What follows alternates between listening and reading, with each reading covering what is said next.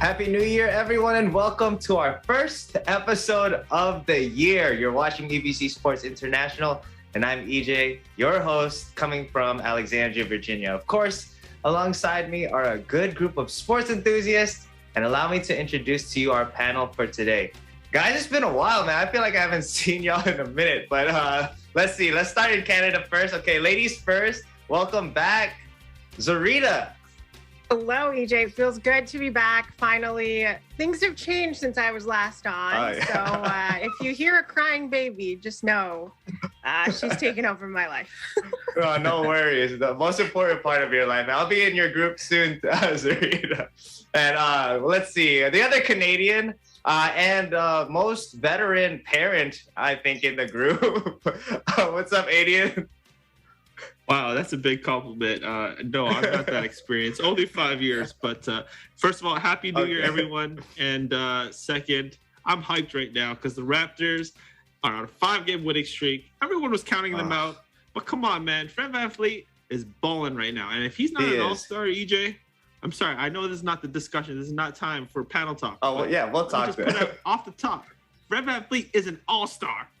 All right. We're going to hear more about that later, y'all. All right. And last but not least, you all know him from the Philippines. Let's welcome back Ben. What's up, Ben? What's up, EJ? What's up, Zarita and Aiden? Happy New Year, everyone. It's good to be back. New Year and more sports topics to discuss. And let's get it on. Let's get it on. Glad to be here with all you guys. And before we go on, of course, I'd just like to remind our viewers that we are by no means experts, but rather a good group of friends who just love talking sports. Now, before we get into our discussions today, let's start off with some news updates from the sports world. First, we have Adian reporting on Serbian tennis star Novak Djokovic. Adian, what's up? Yes, thank you, EJ. Novak Djokovic, the #1 tennis player in the world, was refused entry into Australia as his vaccine exemption was denied at Melbourne Airport. When he arrived from his flight from Dubai, he was faced with a 10-hour standoff with government officials over the legitimacy of his visa and the evidence for his medical exemption from the coronavirus vaccine. He had received the exemption in hopes that he would be able to defend his Australian Open title, but only a week before the tournament, Djokovic was denied entry and his visa canceled. Instead of leaving the country, he had been granted permission to stay overnight in an Australian detention hotel to challenge his case against deportation.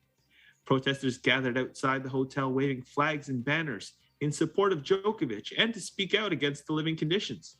Djokovic was prevented from celebrating a Serbian religious holiday, which brought more displeasure from the Serbian Orthodox Church in Melbourne. But the Australian government stands by their decision along with the support of the tournament officials. They state that he failed to provide appropriate evidence to meet the entry requirements. The federal judge will allow him to stay until Monday to hear his challenge in hopes that he can compete once again to defend his title and set the record for most Grand Slam titles at 21. EJ, back to you. Thanks, Adian. Now, Zarita will break down the first round of votes from the fans regarding their NBA All-Star selection. Zarita, what's going on? Thanks, EJ. So yeah, earlier this week, the NBA did release a sneak peek of how the fans have been voting so far for this season's All-Stars. So the NBA 21-2022 All-Star Game will take place in Rocket Mortgage Fieldhouse in Cleveland next month. And to nobody's surprise, of course, Steph Curry, Kevin Durant, and LeBron James top the list. But there's one player that has taken this season by storm and is finally getting his flowers that he rightfully deserves. And of course, as a Raptors stan, it's DeMar DeRozan. So Chicago Bulls' DeMar DeRozan leads the Eastern Conference guards as he continues to have a career year, averaging 26.9 points per game and shooting 49% from the field. And let's not forget his 2 back-to-back game-winning baskets on consecutive days just a couple, I think, weeks ago or days ago, making him the only NBA player in the league in history to do it. Coming in close, of course, you have the reigning MVP, Nikola Jokic of the Denver Nuggets, and the reigning finals MVP, Giannis Antetokounmpo of the Bucks. But among these names, there are various surprises, like Klay Thompson with 370,000 votes and has yet to play for the Golden State Warriors. You also have Kyrie Irving with 270,000 fan votes just after one game with the Brooklyn Nets. But he did score 22 points, had 4 assists in his season debut against the Pacers earlier this week. And lastly, I do have to mention, like Adian said, Mr. Fred, we call him Fred All-Star Van Vliet here in Canada, who has a whole country voting for him. So how he's behind guys like Tyler Hero of the Miami Heat, Derrick Rose of the Bulls is a little peculiar, but I'm sure we'll get into it later on. Back to you, EJ. Yeah, thanks, Zarita. We'll definitely get on to that later on. But lastly, Ben has the scoop on the latest controversy concerning EJ Obiena and his coach. Ben, what's going on over there? That's right, EJ. After the announcement from the Philippine Athletics Track and Field Association, PATAFA, that it has dropped pole vaulter EJ Obiena from the national training pool and will sue him for embezzling funds, has made efforts at reconciliation even more difficult. In a press statement, PATAFA laid out its case against Obiena, saying its administrative committee labored through many days and nights, carrying over until the wee hours of the next and meeting several times during the same day in evaluating the evidence, anchored mainly on the documents and testimony from Obiena's coach, Vitaly Petrov, and Sergei Bubka, the senior vice president of the International Association of Athletics Federation.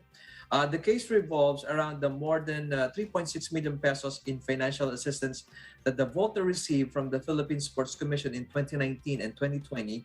Part of the money was meant to pay for Petrov's fee. The association said Obiena did not properly liquidate the amounts and accused him of arrogance and dishonesty. Aside from banishing Obiena from the training pool and suing him, the committee also recommended that Petrov be fired as his coach for conspiring to cover up the issue of the unliquidated funds. PATAFA's decision to throw the book at Obiena has triggered a backlash from fellow athletes, lawmakers, and netizens who strongly felt that someone who has done the country proud by making it to the world's pole vaulting A-list was being punished unjustly. To take note, Obiena is ranked world number 3 in pole vault. Vitriol was aimed at PATAFA President Philip Wico, who has already been declared persona non grata by the Philippine Olympic Committee for not adhering to POC's aim of uplifting level of performance of Filipino athletes in international competitions. Obiena had sought the POC's intervention, saying Wico maliciously accused him of squandering state funds and treated him like a criminal without any proper investigation. The POC tried to get Obiena and Wico together to sort things out, but Wico refused, urging the POC to stay clear of the matter. Malacanang, however, has wandered into the controversy, with Palace spokesman Carlo Alexi Nograles saying he hopes the differences between Obiena and the PATAFA will all be trashed out. But Nograles also added the Palace will continue to support Obiena and all other athletes. And being ejected from the training pool means Obiena's financial lifeline would be severed. He will no longer receive further government funding, and that is a major setback to his preparation for key international tournaments, including the Asian Games and the Southeast Asian Games this year. He focused on morale, and morale have also been dampened, and a serious problem for a world-class athlete who needs to maintain a sharp physical and mental edge. Wico has chosen a hard-nosed approach in dealing with Obiena, leaving little room for compromise or conciliation. And POC President Abraham Tolito believes some flexibility could have offered to save and heal the festering wounds. Tolentino said the liquidation problem would not have escalated if Wico had been more lenient. Other sports associations face similar liquidation issues, but they managed to resolve them without raising a fuss, he said. Obiena eventually settled his dues with Petrov, a fact which coach acknowledged and reported to PATAFA. The fiasco should have ended there, but Wico decided to press on and turn on Petrov as well. The move to cut off government support for Obiena could backfire on Wico, and Tolentino said the POC is ready to look for other funding to bankroll Obiena. In the past, private corporations have readily adopted individual athletes and teams that have shunned an international stage. We are certain Obiena that he will be getting a private sponsor. And Obiena says that there's going to be a small window for his season to prepare. But he is still focused and steadfast in his quest for Olympic gold. That's it for me, EJ. All right, thanks, Ben. Well, that's all the news for today. We're going to take a quick break, but when we return, we'll start our discussion. EBC Sports International will be right back.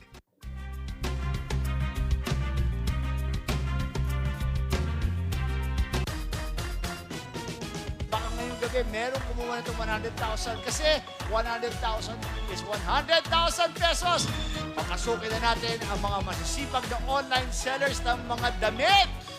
Ano ang tawag sa phobia sa magagandang babae? John Ray, ikaw ba may phobia ka ba sa magagandang babae? Wala po. Wala. Wala. Wow! Tina, sino ang pipili mong sasagot ng tanong na yan? Si John Ray. Kayo mo ipapasa yung tanong na yan? Kay Jan po.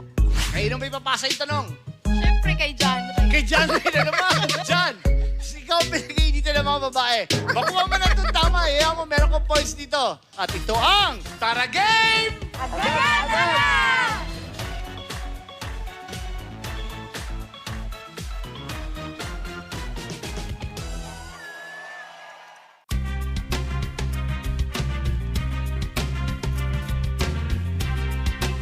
All right, welcome back, sports fans. Let's jump right into probably the biggest story in sports this week, at least over here in America, and that's Antonio Brown. And so much finger pointing between Antonio Brown and the Tampa Bay Buccaneers on Sunday.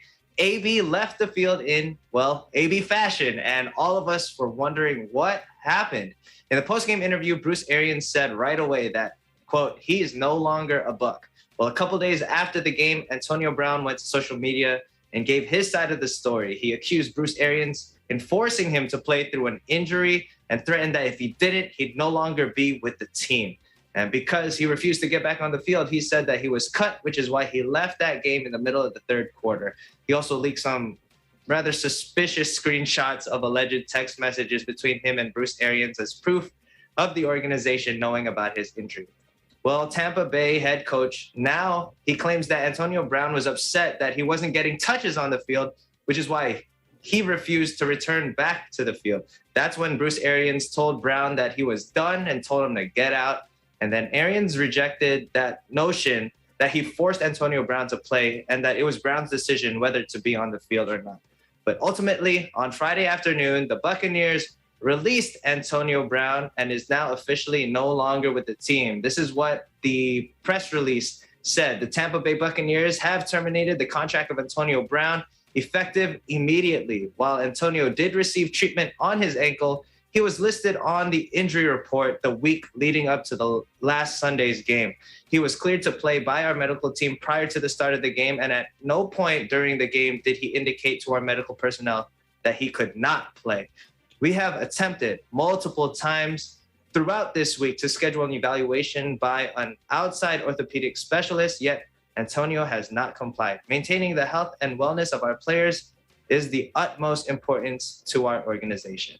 All right, now let's get into it. I'm pretty sure you guys have some impressions on what had happened this past Sunday regarding Antonio Brown. So, Adrian, I'm going to start with you, man. What's your impression on Antonio Brown's behavior in exiting the game versus the Jets?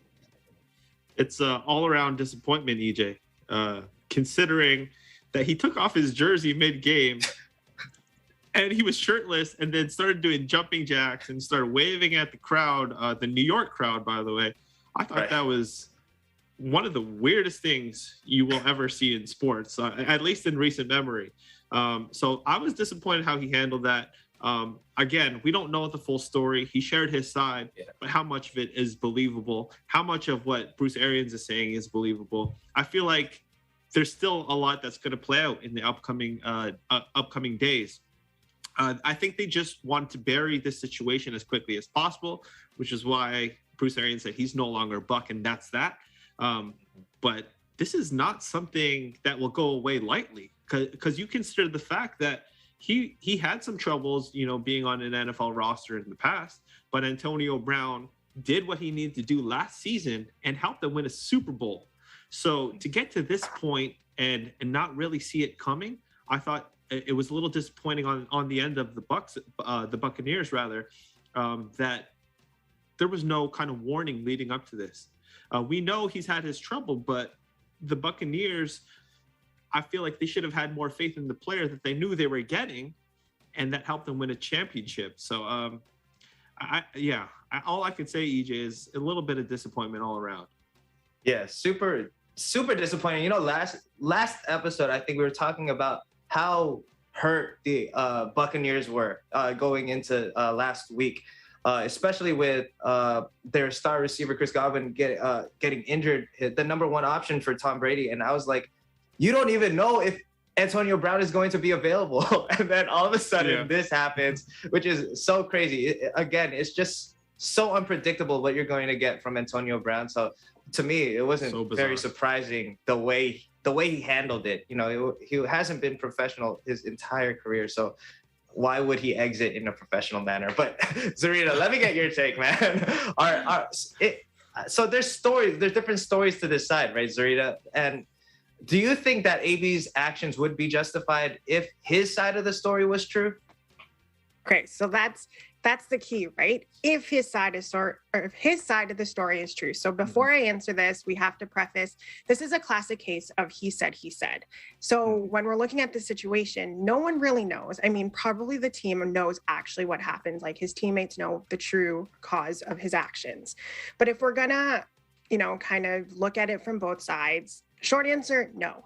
His actions are not justified. If you're looking at it strictly from a professional athlete standard, Bruce Arians' recollection of the incident, then of course not. Like, this is totally unprofessional, against the contract. Like Arians said, there's protocols, there's avenues that you would have to go through if there is a legitimate concern that you're being forced to play. And clearly he didn't do that.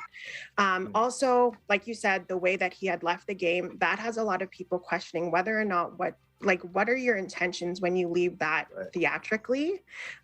If it is an ankle injury, which we know now he does have an ankle injury, the MRI confirmed it, why are you doing jumping jacks off the field? If it's a legitimate injury, don't do that. Again, there's avenues in which you would need to take to kind of fight your case. There's also a report of an Uber driver, which I think has now been debunked, but it's just funny. An Uber driver says he picked up Brown after the game, and he said to the Uber driver that it was because he wasn't getting touches. And so he was upset. So he's like, forget it, I'm not going to continue playing. So that's one side of the story. So from a professional point of view, absolutely not. It's not justified. But given Brown's history, this is just who he is, right? Like, this is justified based on Brown's history, the way he conducts himself. And the Bucks knew that when they took him on. So like we said, the MRI confirms, yep, he does have an injury. We as sports fans know that teams, players, they have the pressure to play whether injured or not. So is it out of the realm that this actually happened? Probably not. You feel pressure either way, whether or not they tell it to your face that you have to play. So it's not totally outside the box that he was forced to play. And of course, everyone says that since that 2016 hit, he hasn't been the same. So who knows, what he's going through. And also signing Brown, the Bucks knew what they were getting into. And it was said that they had already asked him to get mental health help. And if that is the case, then why not keep him on your roster, give him the help he needs, especially since he's done so much for your organization. So to summarize, I really don't know if his actions are justified. It depends on which side of the story that you believe, but I think either case can be made. Yeah, no, definitely. I mean, they're two completely different stories. It's like, especially giving the benefit of the doubt to Bruce Arians, just because of Brown's history of how he conducts himself, I would feel like Bruce Arians' side of the story and the Buccaneers side of the story is a little bit more true. But I mean, how can we really know? The one thing I do want to point out, though, that suspicious text message that I was mentioning, I don't know if you guys saw it, but it said, I think they had sent the message like just a day before the game, and he was like, the text message, the first text message from Bruce Arians said, "This is BA, period." And there was a lot of actually typos and wrong grammar in the text message. So that to me was already suspicious. Why is your coach texting you for the very first time just a couple of days before the game? I don't know. It's just something to point out. But I mean, so Ben, knowing Antonio Brown's history and seeing what he just did this Sunday, do you believe that he would get another chance to play with another NFL team? First of all, EJ, that drama shadowed the greatest comeback of Bucks during that True, Sunday Tom game. Brady. Yeah. So Antonio Brown may never play another down in the NFL after leaving the field in the middle of the game last Sunday for the Tampa Bay Buccaneers. Great comeback against the Jets. And he's been officially released this last Thursday. Brown had plenty of chances to stick around in the league, yet he has had controversial exit from all of the 4 teams he played for his 12-year career. Does Brown deserve another opportunity in the NFL after this latest action? He may get another chance regardless, basically. Some of the team will take a chance at Brown, even with all his transgression. His talent and his capability on the field is undeniably he is capable of producing. He's been productive when he is actually playing. And if you look at his stats, and you can see he is a Pro Bowl and All Pro honors for many times. And if we go on his stats, definitely he is the greatest wide receiver in all football. But let's also take a look at some of the reason why he will be able to play if ever a team will be interested in him. One, if the owner is really the only reason for them is to win, definitely they would consider Antonio Brown. And of course, his talent is undeniable that he can really produce and really perform if he is really focused. But there are also some other chance that we can look at. Again, his transgression, his past history, and his trauma. I don't think any team would look into that. But if ever a team would really consider him to play again, they would have to accept the consequences, the backlash by the fans and other. But there are teams that might be interested with Antonio Brown, like the Ravens and the Seahawks, if they are really pursuing to win, to be in that winning ways, and they might consider Brown in their lineup. But I don't think as of now there's gonna be any team for him to play in. Yeah, I don't think it's going to happen this season. He's already mentioned that he's going to get that surgery on his ankle. So obviously he's not going to be available for any team. So I don't think he's going to be signing anytime with a team anytime in the future. But let's stick with the NFL and move on to our next topic. It's week 18 in the NFL, meaning it's the last week of the regular season.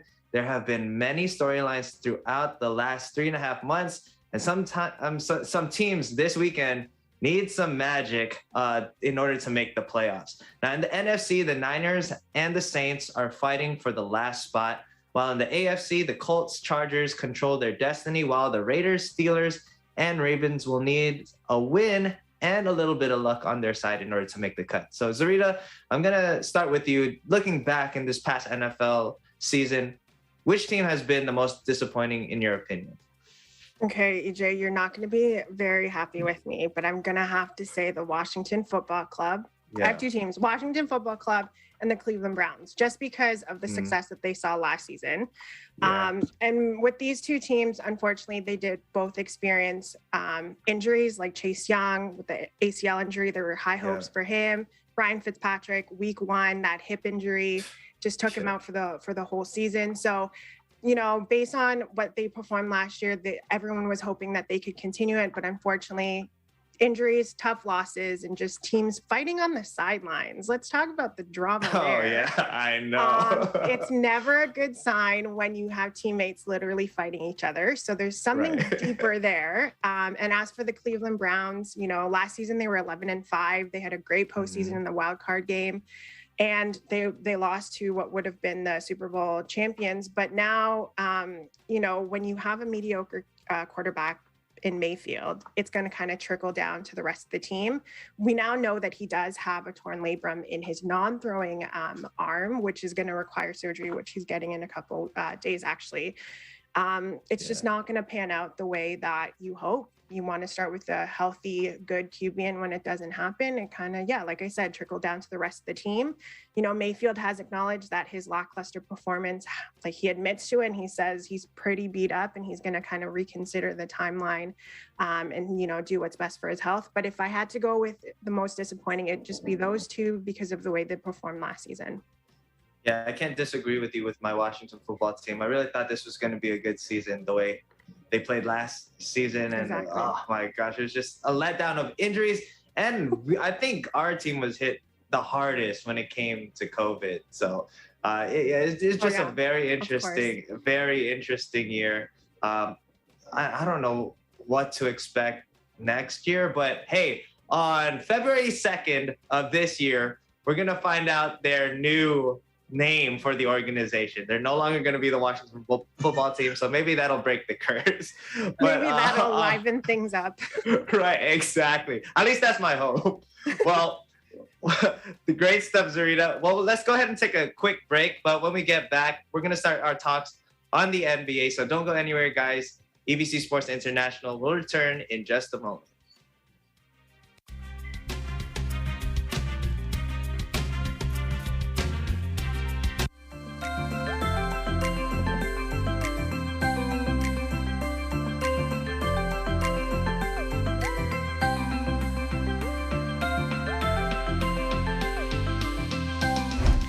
Dito sa Real Quezon, totoong totoo at real na real ang magagandang destinasyon at iba't ibang activities na pwedeng subukan gaya ng river rafting at surfing.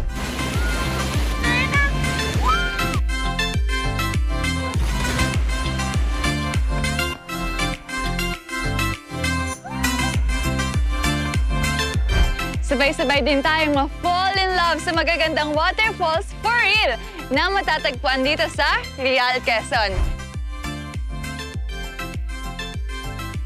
Kaya tara, ating pasyalan!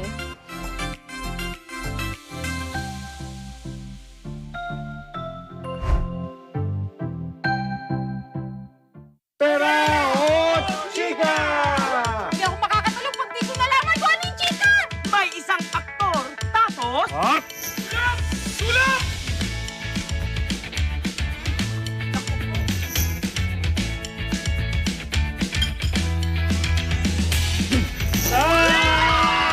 Ang inyong pinakabagong gag show. Dito sa Net25!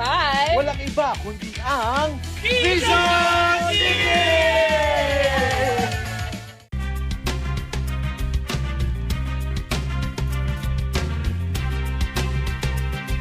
All right, welcome back, everyone. Let's talk about someone we haven't heard about in a while.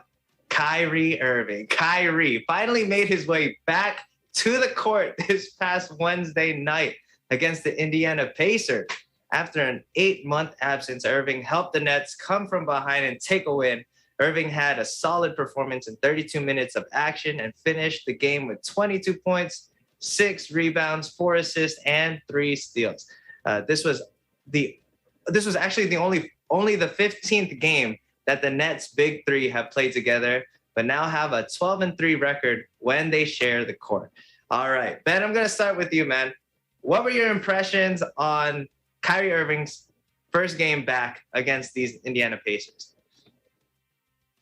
First of all, EJ, he did play well, and I'm glad that he is back and back to his old self. Although he had some early, he was struggling at the first, but overall at the end of it, he did great.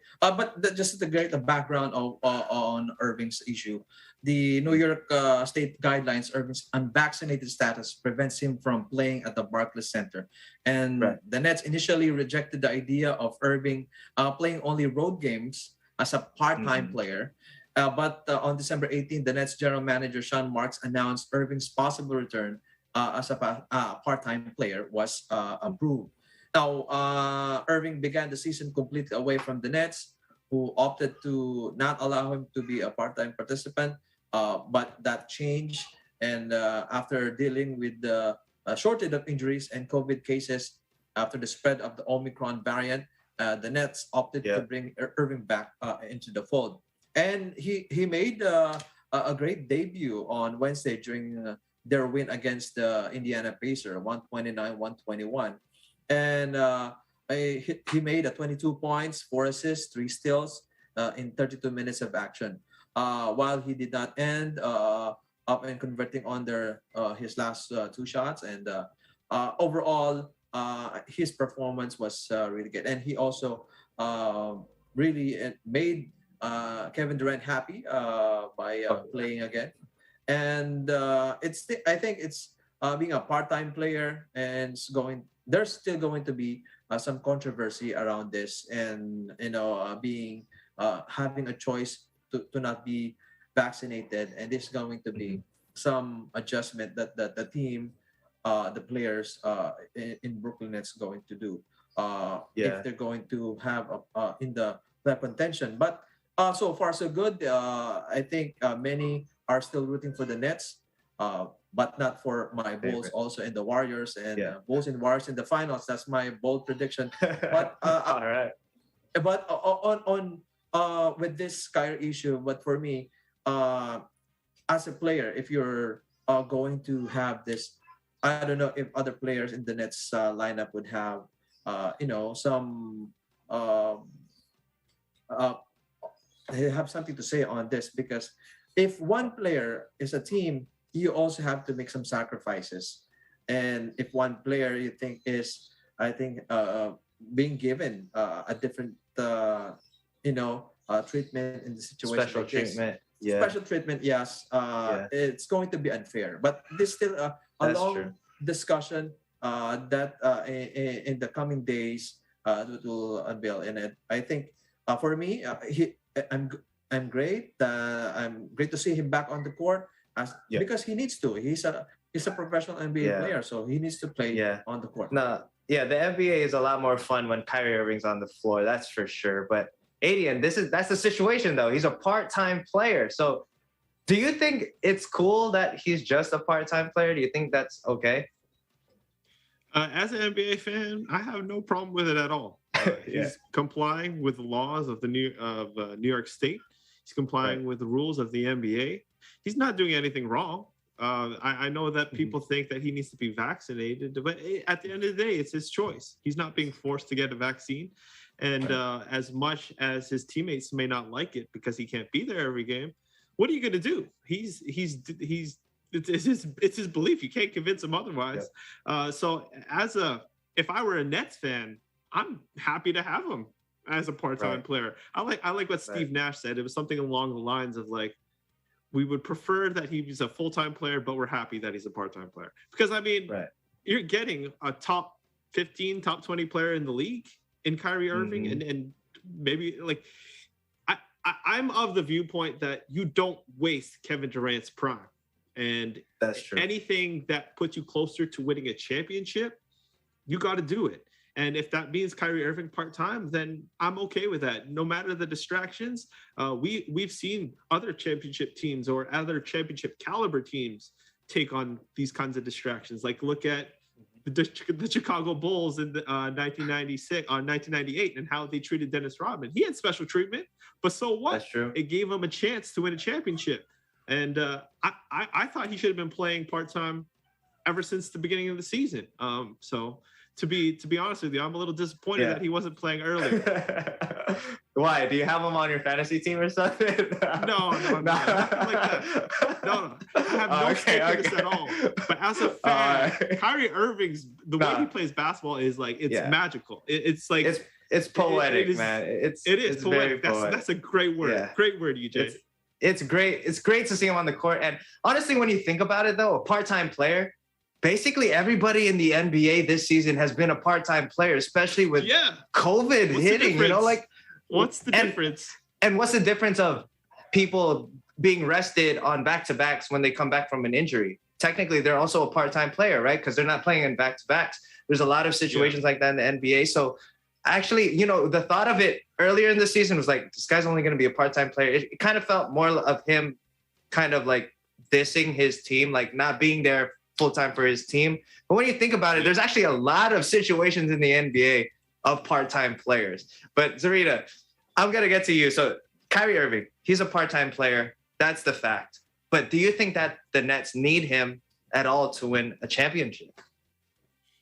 If it was any other season where the league was not handing out these 10-day hardship contracts to pretty much anyone who can inbound a ball, I would say no. They don't need Kyrie. You have KD, you have Durant. Because I'm so pro-vaccine, I can't like this idea, but like you guys said, Kyrie's style of play is just poetic. Like the first time, like the first basket of the game was Kyrie Irving. Like it's almost like the audacity of this player to take the first shot to be like, guys, I'm here. I've always been here. You missed me. I know you missed me. But like you said, given the amount of players that are entering health and safety protocols on a daily basis, depth has a different meaning now. You have to have depth beyond your bench to be able to even just get these guys on the 10-day hardship contract. So when you have a player like Kyrie Irving, that is a luxury, even on a part-time basis. And like I said, I hate to admit it because of my personal stance on vaccines, but Kyrie's return was impressive. The only other thing that was more impressive was Lance Stevenson, who had like 20 points in 7 minutes in Indiana. So, you know, I don't know what he was doing 4 months prior to like this moment, but whatever he was doing, it was working. I don't know if he was like working out or just watching everyone else on the couch, but aside from, you know, physically being available for the Nets, it gives some relief to Durant and Harden, especially during the postseason. Like last postseason, he averaged 22 points, shot 47 from the field. Like those are things that are like intangible when it comes to a long postseason run. So again, if it was any other season, I would say probably not. KD can do it. He was literally inches away from Eastern Conference Finals. He could have carried that team on his own. So to answer the question, do the Nets need Kyrie? Yes, they do, because we don't know what this league gonna look like come April and May when it is playoffs. So if you have Kyrie ready to play even on a part-time basis, even half of the series, you take your chances, you go with what you have, and you know, they're better with him. Yeah, so if I were the Nets, let's not get home court advantage, because that'll actually not be an advantage for them if they're playing 4 out of the 7 games at home. Exactly. But or if they get the by miracle they get the Raptors or something. Kyrie can't play the whole series. Either one. So, yeah, exactly. At home or over there in Canada. Bring him on. Like Well, I definitely didn't think we'd see him this year. So it's crazy that we're talking about the return of Kyrie. But let's speak of another person making the return. The next star in line to make the return is Klay Thompson of the Golden State Warriors. Klay hasn't touched the court since, guess what? The 2019 NBA Finals against the Toronto Raptors. It's been over 2 years since we've seen him play in an NBA game, and many fans and fellow players are thirsty and anticipating his return. Klay himself, he's been itching to be back on the court, and he has a chip on his shoulder, especially now after being disappointed and not making that 75 list, which was released this year for the 75th anniversary of the league. So the Warriors are planning to activate Klay, get this, on Sunday against the Cleveland Cavaliers, man. Adian, how big of an impact will Klay make for the Warriors? Oh, man. I feel like he can take them to where they already are, flirting with, you know, the first seed in the Western Conference, to an upper echelon team, to potentially the favorite. And, you know, all of this is depending on his health. If he looks like the same player, I don't think he needs to worry about his offense. I feel like he's going to be a knockdown shooter right away. He's going to score in the mid-range. He's going to be able to post up. But will these past injuries affect his defense? And that's always been the question with any kind of major injury. If you look at guys like Paul George or Gordon Hayward, it took them about a season and a half to really get their legs under them and to really perform at the same level they were performing at.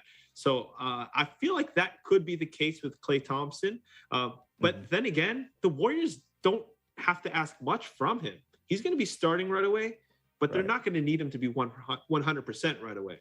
They have the entire season to let him get his reps in. And I feel like if he was at, let's say, 75, 80%, they're the championship favorite. Yeah, no, definitely. And let's remember, he scored 60 points with 11 dribbles.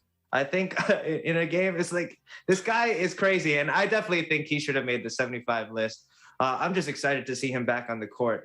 Now, Zarita, the Warriors have been struggling. They're currently on a 2-game losing streak. Steph Curry hasn't been on for the last 3 games. So do you think that Steph's recent struggles are a concern for the Warriors and they're in need of Klay Thompson? So Steph recently put it as, the ball's just not going in. And we know as basketball fans with shooters, sometimes it's just a slump. It doesn't go in for them. But also keep in mind, Steph sees the best defense every single game. That's true. Because teams are throwing the best of the best at him. So that's another thing to keep in mind. I wouldn't be surprised if Steph Curry, if he bounces back next game like nothing happened. He's very capable of doing that. But with that being said, a lot of people are now kind of questioning, is Father Time catching up to Steph Curry? And so the style of play that he has, he's very, very quick. He has ankle injuries. He's notorious for that. So people are questioning, I think he's like 33 or something like that. By no means is that old, but in the style of play that NBA, he does. Yeah. In the NBA, that's getting up there. So people are questioning, is this time catching up to him? So now that Klay's coming back, I think it's going to be a lot of pressure off Steph, even if it's like the 75% that Adrian was saying of Klay. I think that's going to take a lot of pressure off Steph Curry. But I don't want to say this is going to be something that we should be watching, but maybe it's Father Time catching up to him. Who knows? Hey, that's an interesting take. I honestly, that's the first time I've heard. Honestly, yeah, that's the first time I heard that. Like, we only talk about Time and LeBron because of the craziness that he's still able to do at year 18 now. I mean, it's insane. But Ben, what's the ceiling for the Warriors if Thompson comes back 100%? Well, is it a champion? Is it a championship? The Warriors going to be unbeatable in a Warriors championship. On the court, the Warriors have a clear and pressing need for Thompson to reach his typical level of postseason if they want to maximize their chances to win a championship. And they have performed near the top of the NBA for the first half of the season without Thompson, but the team has clear weaknesses that could be exploited by strong opponents in the coming play. More robust and a unit that could reasonably return to the top of the league. And I think we've seen that Steph have struggled.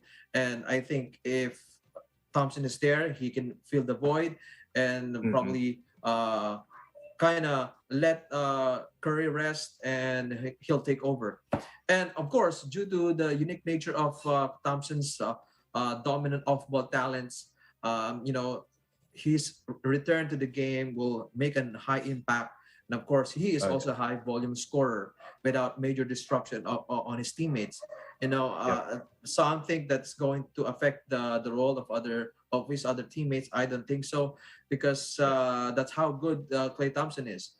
Given that his presence should improve the offensive efficiency of the team, and of course, this will also give chance for Wiggins to really play the role of a defensive stopper. We know he's underrated defensive player.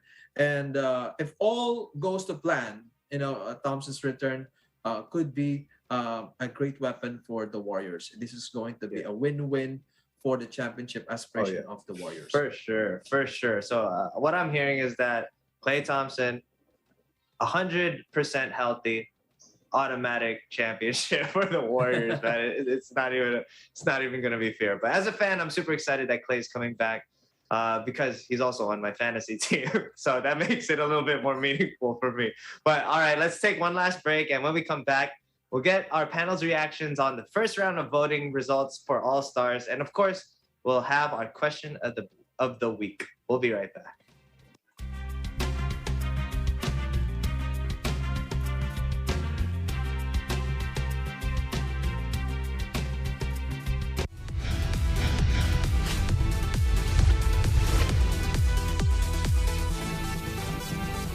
Bagong taon, bagong pag-asa para sa mga kabataang gustong makapag-aral. Tutugunan ng Responde.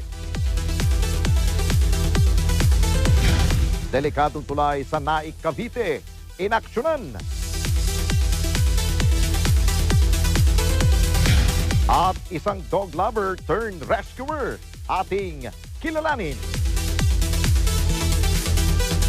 Sabado, alas 6 hanggang alas 7 ng gabi. Ito ang Responde, Mata ng Mamamayan.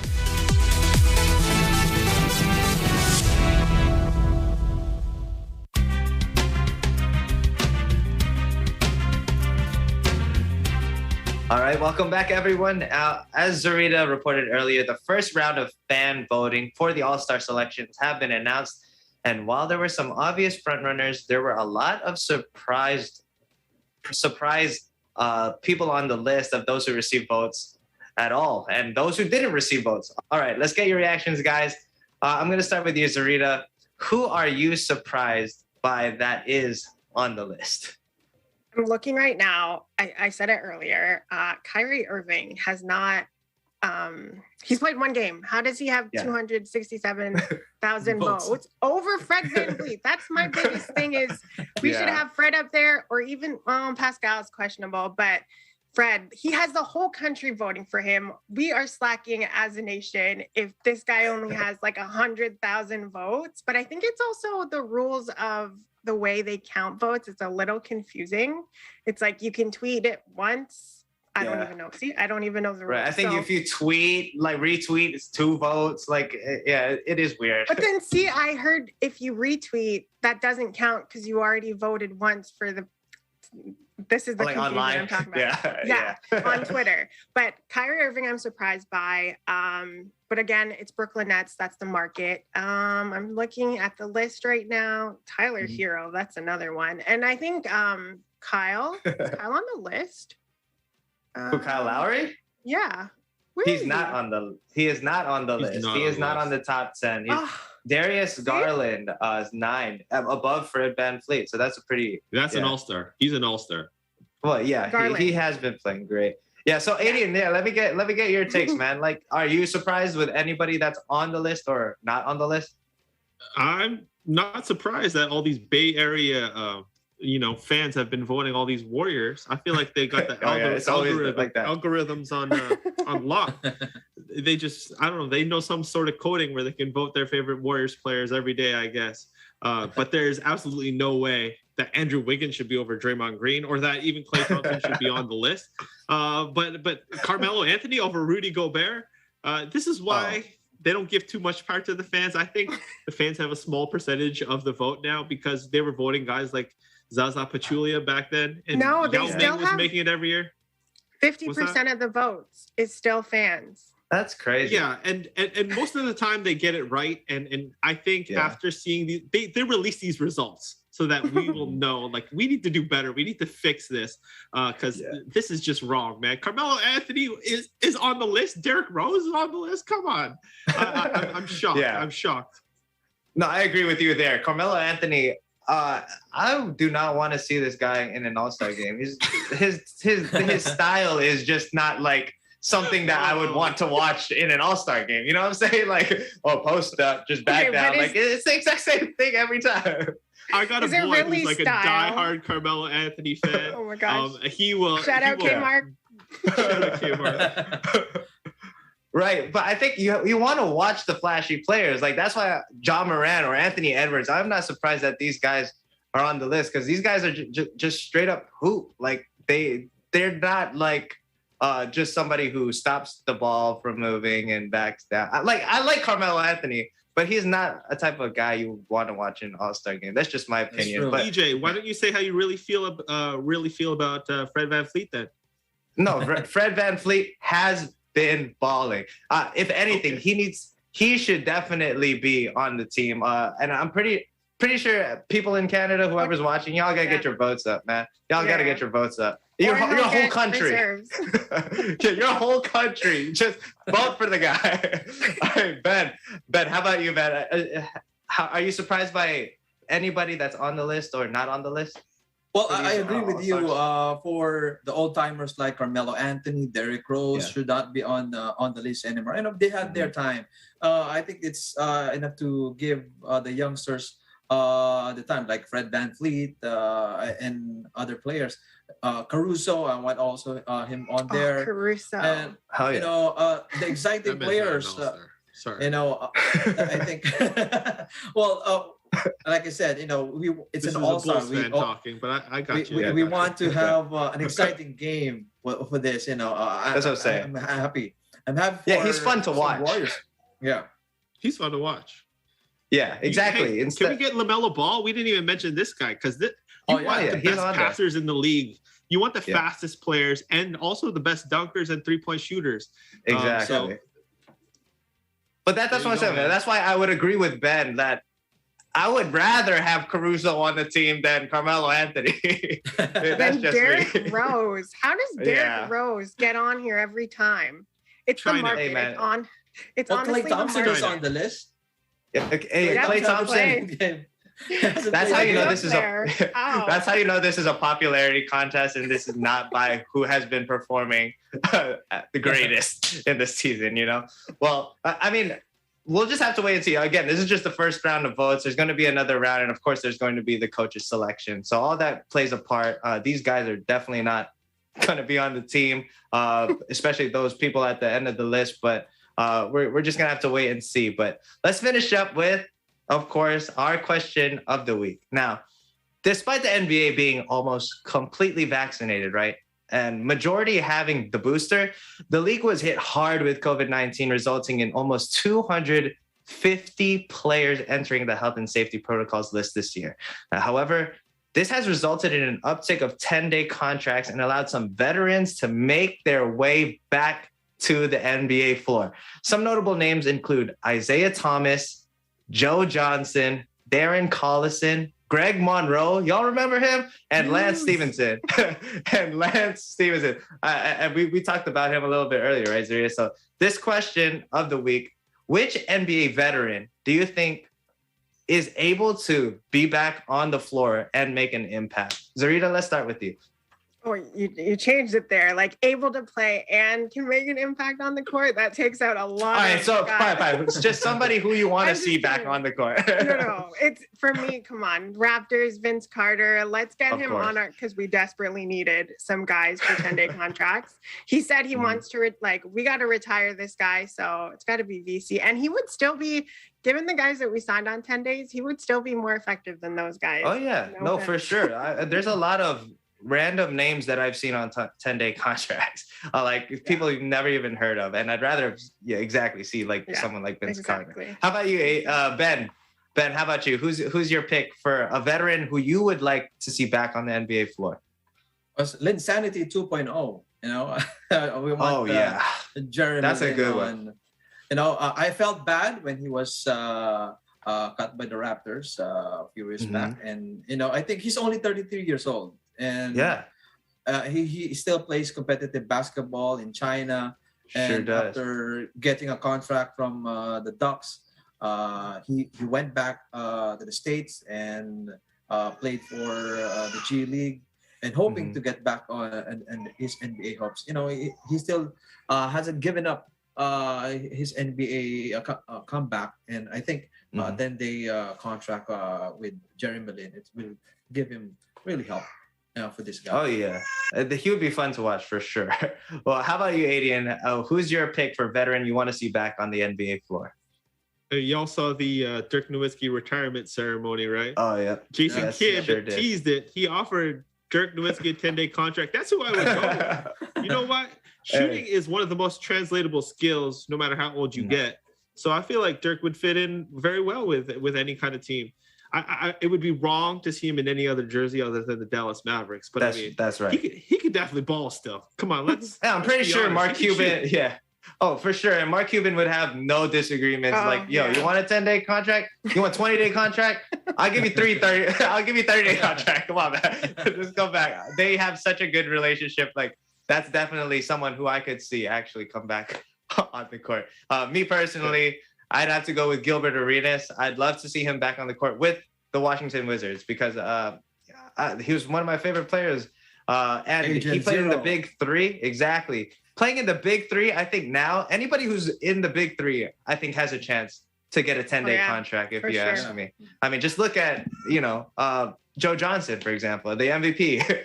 Yeah, he's there. But well, everyone, that's all the time we have for this week's episode. On behalf of everyone on our panel, thank you so much for joining us, and be sure to tune in again next week. Make sure to visit our websites at eaglenews.net and eaglenewslive.com and watch us on net25.com.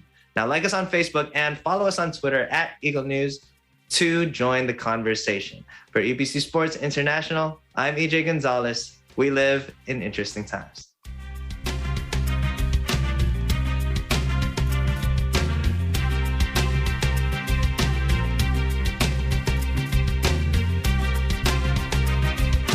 Napapansin ba ninyo, lumiliwanag ang mundo pag magkasama tayo?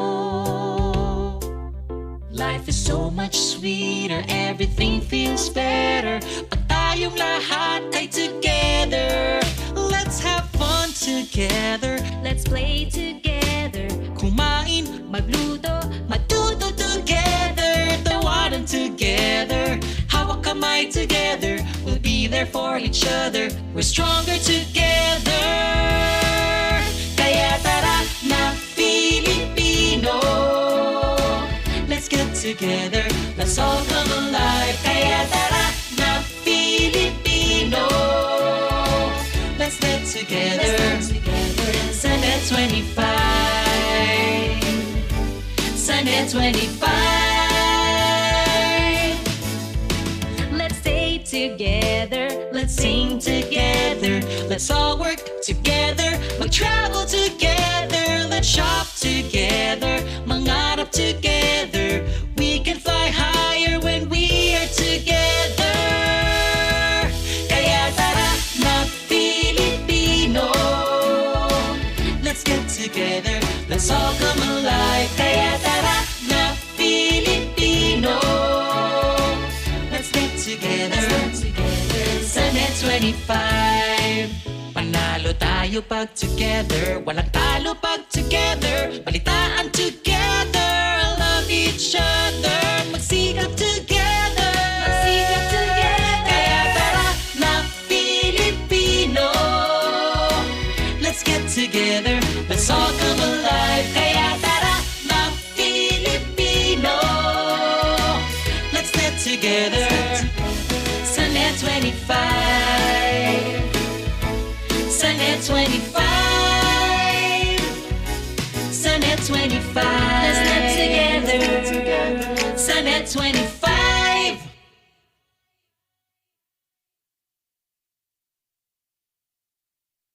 Hindi po kami makapag-evacuate kasi halos naunang tumumba lahat, mga puno. So, pahirapan talaga ng mga ATM ngayon.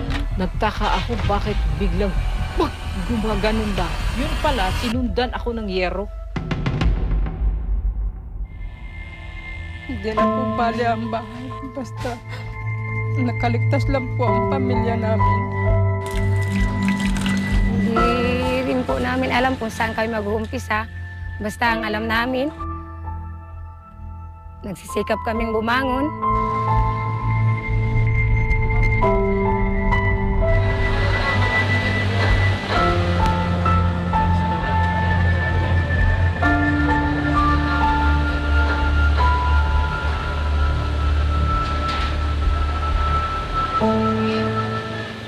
Pagsubok man yun, alam ko makayanan namin. Sa kabila ng pandemya, patuloy na lumalago ang mga startup ventures sa bansa. Many entrepreneurs want a stake in the e-commerce boom, desiring to attain global success. Ngunit paano makakapasok ang mga MSME sa world market? Anong mga plano ang dapat natin gawin bago pumasok sa global stage? In this episode, we'll answer those questions as we discuss how Philippine startups can tap into the world market with our guest, award-winning host and co-founder of EnterPH, RJ Ledesma. It's a new economy, new world. So even if you're there, diba, startups leverage technology, leverage the ability that you don't have to also physically meet all the time. And it changes things, diba? There's innovations that didn't exist before, that exist now, because of technology and because startups enable that. All these, this episode, Open for Business.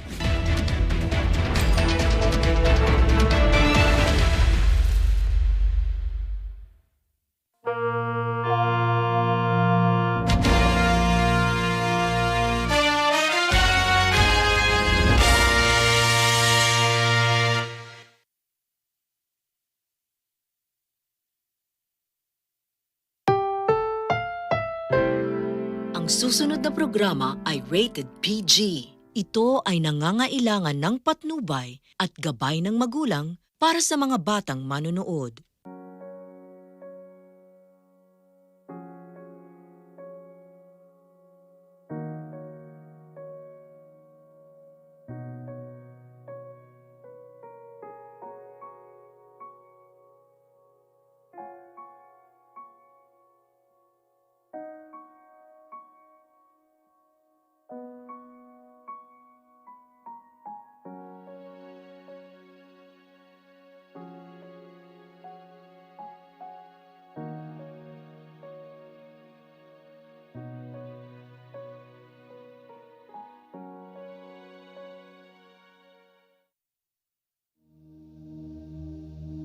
Two years old pa lang po ako nung namatay po yung tatay ko. Napakahirap po para sa nanay ko na itaguyod po kami. Yung nanay ko naman po ay talagang ginagawa po ang lahat para maitaguyod po yung aming sambahayan.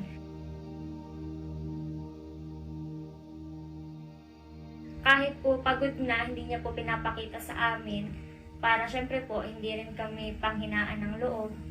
Na kahit po may sakit nga po minsan, tuloy pa rin sa pagtatrabaho.